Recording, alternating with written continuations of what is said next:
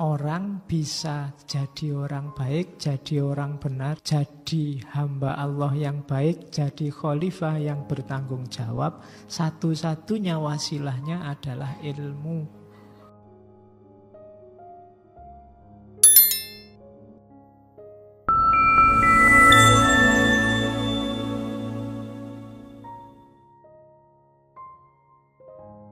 Assalamualaikum warahmatullahi wabarakatuh. Bismillah, mari kita lanjutkan ngaji kita. Ngaji itu kayak sangat sayangnya sama kitab habis selesai. Jadi kayak makan, kamu kalau makan kan biasanya kamu makan yang kamu senengi kan kamu ambil sedikit biar gak cepet habis. Nah itu mungkin diantara tandanya cinta sama kitabnya gak tamat-tamat. Cuma jangan ditiru kalau kamu punya buku terus kok enggak dibaca-baca enggak habis-habis. Sayang Pak sama bukunya. Nah, Taklim ini salah satu kitab monumental bagi khususnya kalangan pesantren. Hampir semua pesantren mengkaji ini. Karena memang tidak sangat banyak kitab-kitab yang secara sederhana mengajarkan etika belajar, etika mencari ilmu. Yo ada sih kitab-kitab hadis, misalnya Bukhari itu ada sekian banyak bab yang ngomong tentang ilmu. Di Muslim juga begitu. Cuma kan modelnya koleksi hadis, jadi perlu penjelasan yang lebih panjang. Nah, Ta'lim Muta'alim ini kitab ringkes. Kalau yang edisi yang beredar di kita paling sekitar 40-an sekian halaman, 50 ke bawah yang jelas. Apalagi kalau yang tulisannya kecil-kecil, tulis sendiri panjang, gak ada terjemahannya, itu lebih tipis lagi. Kalau di Indonesia yang banyak beredar antara lain kitab yang disyarahi oleh Syekh Ibrahim bin Ismail yang dari era Turki Utsmani, yang itu syarahnya Taklim itu jadi persembahan pada Sultan zaman itu, Sultan Murad. Tapi yang ngarang ya Syekh Burhanuddin Al-Zarnuji. Ini ulama yang agak susah ditelusuri biografi intelektualnya. Satu-satunya kitab yang sampai pada kita hanya Taklim ini. Ada yang bilang bahwa ya ini satu-satunya kitabnya. Cuma ada yang bilang ya enggak. Ada banyak kitabnya yang enggak sampai ke kita. Karena beliau ini hidupnya di era Abbasiyah, era-era akhir. Ketika Abbasiyah mau runtuh. Dan sebagaimana kita tahu runtuhnya Abbasiyah itu kan bencana intelektual yang luar biasa karena banyak sekali karya-karya ulama kita dihabisi. Bahkan saat itu kabarnya sungai-sungai tidak cuma memerah tapi juga menghitam karena tintanya kitab-kitab. Jadi itu bencana besar sebenarnya. Meskipun sekarang warisan turos kita luar biasa, kitab kuning itu masih ribuan jumlahnya. Tapi mungkin yang hancur bisa 2-3 kali lipatnya itu. Dan saya tidak membayangkan kalau dulu kitab-kitab besar itu juga selamat, mungkin peradaban Islam lebih jaya lagi. Tapi ya juga tergantung mental kita. Meskipun diwarisi sedikit, mentalnya membeli ya podo wae. Tiwas kamu koleksi di laptop, kamu koleksi di HP tapi tidak pernah dibuka. Ya, mahasiswa hari ini kan itu, mahasiswa saya itu banyak yang sibuk nginstal kitab-kitab, download kitab-kitab, koleksinya banyak. Cuma ya kalau bikin makalah ya tetap Google kitabnya. Pokoknya dewanya sekarang Google. Oke. Nah itu ya agak susah memang mencapai level intelektual ke zaman itu. Kuncinya yang pertama mental. Mental itu etos, etika. Antara lain yang malam ini akan kita lihat sebentar. Ada moralitas apa sih yang jadi etosnya para ulama zaman dahulu sehingga dunia intelektual Islam luar biasa zaman itu. Dan di kita sebenarnya tidak terlalu banyak yang mengurusi hal ini. Semuanya fokus nambah ilmu biar pinter, biar cerdas. Apalagi hari ini lebih pragmatis lagi, biar dapat kerjaan. Kalian kan itu, kuliah itu kan yang pertama mau lihat, besok habis kuliah mau apa? Kerja di mana? Kan pertanyaan pertamanya itu. Jarang yang tanya, ini kuliah apa, materinya apa, saya harus menguasai apa. Pokoknya kuliah itu dianggap yang penting absen. Kalau pengen nilai bagus ya duduk paling depan, ben dosennya kenal. Terus mesti lulus. Dan dosennya juga begitu, yang penting masuk, absen, selesai. Mahasiswa yang kenal ya dikasih nilai bagus, yang tidak kenal ya dibayangkan kira-kira kayak apa anaknya, terus nilainya. Lawang baca lembar jawabanmu tidak bisa, tulisanmu jelek. Bayangkan aja kira-kira cah iki apik apa orang. Itu oh ya, dan itu siklus, jadi agak susah hari ini nyari etos-etos intelektual kayak dulu.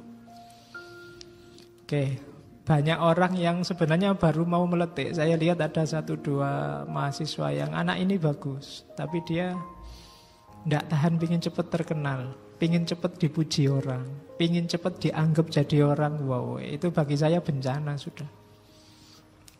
Blunder, eman-eman. Dia punya bibit, punya kapasitas, punya bekal memadai. Tapi kalau keburu kepingin terkenal, kepingin dipuji orang, kepingin jadi orang besar, sekarang kan itu. Akhirnya banyak proses yang harusnya dia tempuh, dia bypass.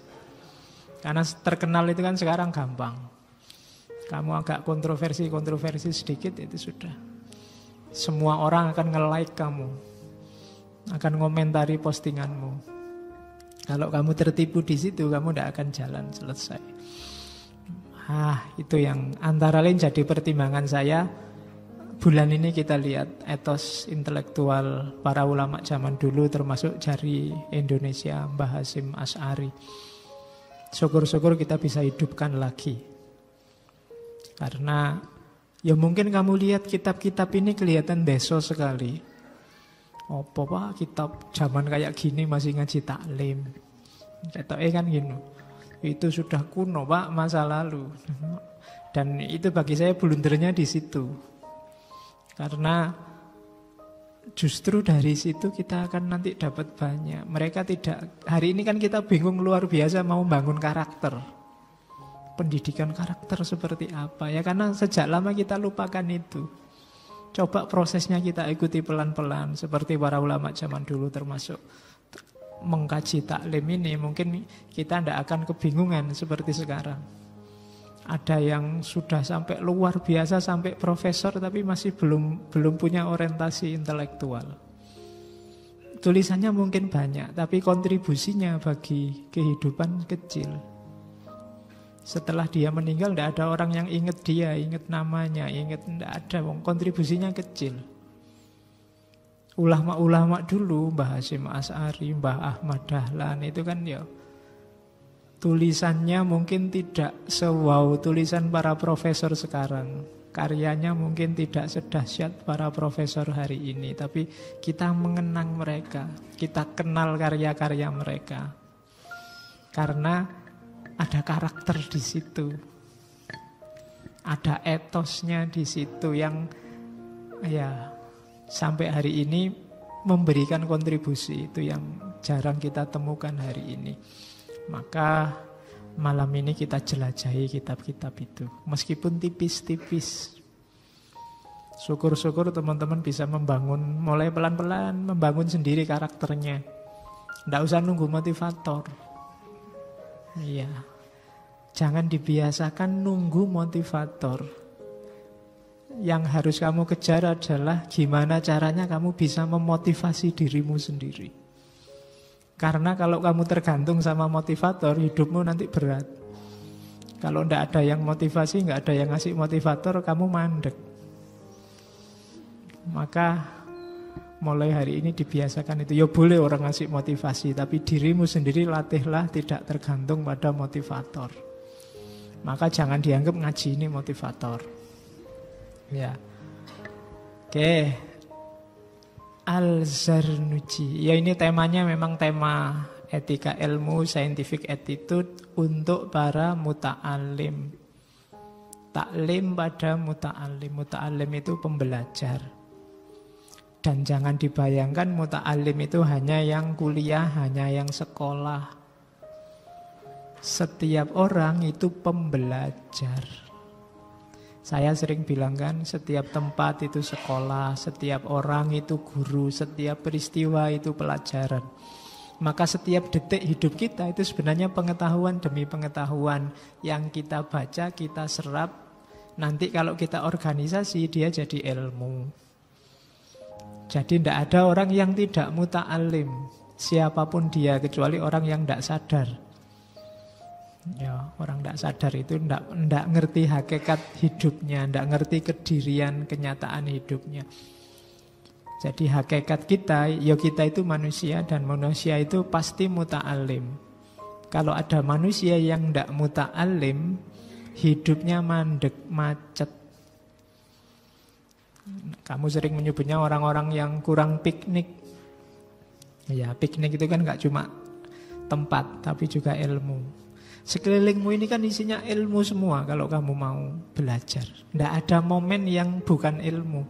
Semua momen itu ilmu. Maka pinter-pinterlah membaca, pinter-pinterlah menyerap pengetahuan. Oke, caranya, ayo kita belajar pelan-pelan, taklim, muta'alim. Oke, yo nanti saya tidak akan kitabnya saya tampilkan di sini semua. Ya, saya comot beberapa yang saya minat saja. Karena nanti ada banyak bagian-bagian dari taklim itu ya dicocokkan sama zamannya Al-Zarnuji. Nanti kamu mungkin heran kok tidak boleh makan ini, tidak boleh makan itu, tidak boleh. Ya itu zaman itu.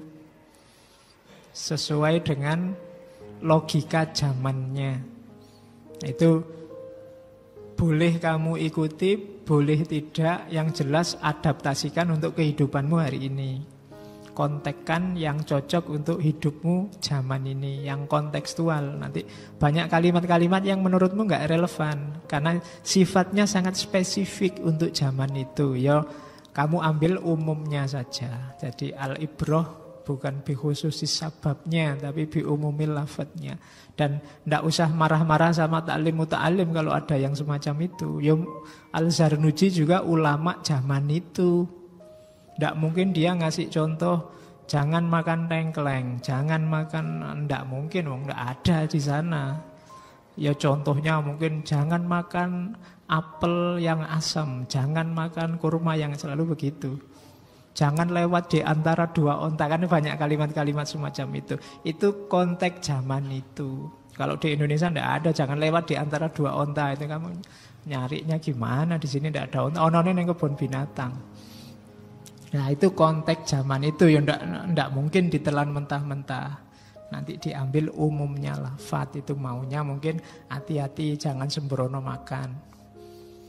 Mungkin kalau hari ini ya jangan makan, kan ada itu makan makanan banyak yang bikin ngantuk. Ya saya tidak tahu makan apa.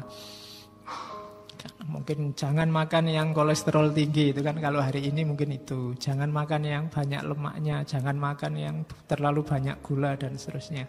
Kalau zaman ini Al-Zarnuji, karena Al-Zarnuji zaman dulu akhir-akhir dinasti Abbasiyah ya kalimat-kalimatnya sangat spesifik dan membacanya juga pakai logika zaman itu. Banyak juga yang mengkritik taklim itu dianggapnya terlalu mengagungkan guru, bikin orang tidak kritis. Kan ada yang begitu. Gara-gara belajar taklim ini tanya aja nggak berani. Ya itu salah sing moco. Karena taklim itu menyuruh kita takzim pada guru. Takdim bukan ta'abud. Bukan menyembah guru, tapi takzim. Takzim itu menghargai guru. Karena ya mau tidak mau guru lah yang ngasih kita isyarat-isyarat keilmuan, yang membukakan pintu hidayah sehingga Allah meridhoi dan memberi pengetahuan pada kita. Ya wajib kita hormati. Tanya pada guru boleh, yang tidak boleh nanti mendebat guru, menyusahkan guru. Dan itu nanti beberapa oleh Al-Zarnuji diterjemahkan sesuai konteks zaman itu. Nanti ada kalimat-kalimat yang kok sampai segitunya, loh memang zaman itu begitu. Hari ini mungkin bisa diadaptasi. Ya lagi-lagi memang konteks zamannya beda. Maka hari ini ya silahkan kalau ada yang mau, tulislah taklim muta'alim versi hari ini. Kalau zaman itu mungkin jangan duduk terlalu dekat sama ustadz. Nah, mungkin hari ini kamu tulislah jangan ngirim WA yang kayak gini pada ustadznya. Jangan ngirim, itu. Mungkin hari ini begitu. Ya salahmu sendiri kamu makan letterlek taklim muta'alim. Tidak kamu pahami sesuai konteks zamanmu. Tidak ada yang nyuruh mutlak 100% patuh pada gurunya. Yang ada takzim pada gurunya, menghargai. Karena ilmu itu berharga, ahli ilmu juga berharga. Termasuk dirimu sendiri yang mencari ilmu juga berharga. Sama-sama berharga, ya harus semuanya kita hargai. Bahkan dirimu sendiri harus juga kamu hargai. Oke, bismillah kita mulai belajar taklim muta'alim. Ya, bagian-bagian tertentu saya potong, yang mengulang, yang nanti ada bagian yang saya campur, bikin bab sendiri. Taklim muta'alim itu ada 13 bab. Babnya tidak terlalu panjang, ringkes-ringkes. Dari segi kalau bahasa filsafatnya, sekuennya, sistematika kajiannya lumayan runtut. Jadi ada di awal ada tujuan, ada sebabnya nulis kitab. Terus tujuannya apa, terus baru ngomong definisinya ilmu itu apa, kewajiban nyari ilmu, kemudian keutamaan ilmu dan seterusnya. Baru ngomong etika sama etiketnya, akhlaknya sama adabnya, yang terpencar-pencar. Terus baru ngomong faktor-faktor pendukungnya dengan bahasanya Al-Zarnuji sendiri. Jadi dari segi bahasanya enak, simple, tidak ruwet. Dan menurut saya bagi pelajar bahkan level-level awal, anak-anak SMP, SMA itu bisa menangkap apa maunya Al-Zarnuji karena tidak jelimet. Cuma kita malam ini menangkapnya pasti tidak harus sesederhana itu. Karena pasti ada beberapa rahasia yang bisa kita tangkap agak dalam. Tidak semata dari kalimatnya. Oke. Ini alasannya Al-Zarnuji. Kenapa dia nulis taklim muta'alim? Katanya Al-Zarnuji, saat kuperhatikan para pencari ilmu, Al-Zarnuji ini guru, dia ahli pendidikan. Mayornya sebenarnya beliau ahli fikih. Cuma fikih dari madhab Hanafi. Saat kuperhatikan para pencari ilmu, sebenarnya mereka telah bersungguh-sungguh dalam mencari ilmu. Tapi banyak dari mereka tidak mendapat manfaat dari ilmunya, yakni berupa pengalaman dari ilmu tersebut dan menyebarkannya. Kayak kita, mungkin koleksi pengetahuan kita banyak. Ilmu kita sudah numpuk luar biasa. Kalau dibandingkan saudaramu, mungkin orang tuamu, insya Allah koleksi pengetahuanmu jauh lebih banyak, lebih berkualitas. Tapi kenapa kualitas hidupmu masih gitu-gitu saja? Tidak berubah-ubah. Katanya orang dapat ilmu itu derajatnya naik, pengalamannya semakin baik, hidupnya semakin baik, dia semakin mulia. Kok enggak nyampe sana, Pak? Saya ilmuku ya lumayan loh Pak, aku ngaji sudah sampai sesi berapa ngaji filsafat itu. Wis ngerti macam-macam saya. Tapi hidupku kok gini-gini aja Pak. Nggak ngefek itu nggak ada korelasi antara bertambahnya ilmu sama bertambahnya kualitas hidup. Kenapa bisa begitu? Itu dilihat juga oleh Al-Zarnuji. Jadi kenapa bisa begitu? Hal itu terjadi karena cara mereka menuntut ilmu salah. Dan syarat-syaratnya mereka tinggalkan. Barang siapa salah jalan, tentu tersesat, tidak dapat mencapai tujuan. Jadi caramu salah selama ini, katanya Al-Zarnuji. Keliru, jalan yang kamu tempuh keliru untuk dapat ilmu. Ya ilmunya mungkin dapat, tapi manfaatnya tidak kena. Kalau katanya orang pesantren, barokahnya tidak nyampe. Oleh karena itu, katanya Sanusi, ayolah sekarang kita sebentar ngomong, karena kitabnya tipis, kepada para pencari ilmu, caranya mencari ilmu menurut kitab-kitab yang saya baca dan nasihat para guru saya yang ahli ilmu dan hikmah. Dengan harapan semoga orang-orang yang tulus ikhlas mendoakan saya, sehingga saya mendapat keuntungan dan keselamatan di akhirat. Ayo nulislah kitab-kitab tipis tentang cara belajar. Semoga kitab tipis ini membuat orang mendoakan saya. Nah, maka kalau di pesantren setiap kali ngaji selalu kirim Fatihah pada musannifnya, muallifnya yang ngarang. Karena kita utang pada mereka. Kirimilah Fatihah nanti sendiri-sendiri ya. Termasuk kalau kamu baca buku, itu di antara jalan untuk dapat barokahnya ilmu ya Fatihah ono yang nulis. Jadi kamu boleh memfatihai Immanuel Kant, memfatihai Sokrates, memfatihai enggak apa-apa. Wa khususon ila ruhi Nietzsche. Oke. Tidak apa-apa, siapa ngerti Nietzsche ada di atas ketawa-ketawa, lihat kita sekarang sama para malaikat. Oke, itu di antara barokahnya ilmu ya, diakui atau tidak kita berutang pada mereka. Kita dapat pengetahuan, kita dapat wawasan baru.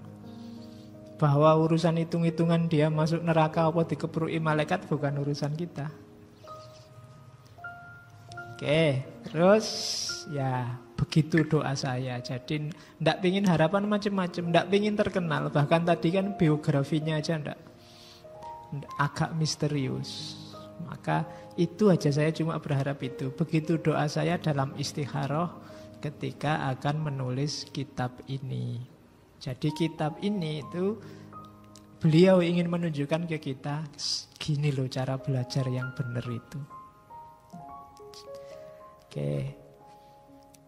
Nah, setelah itu di bagian paling awal ada kemuliaan ilmu. Sebenarnya di awal dia ngomong kewajiban mencari ilmu. Tidak perlu saya masukkan di sini, sudah sangat sering saya bilang bahwa nyari ilmu itu wajib. Alasanmu pertama ikut ngaji ini, semoga bukan karena temanya, bukan karena takmirnya, bukan karena apapun, tapi karena Allah. Kenapa karena Allah? Karena Allah yang bilang, yang mewahyukan, yang menyuruh kita cari ilmu. Dan nyari ilmu itu satu-satunya makhluk yang disuruh cari ilmu kita.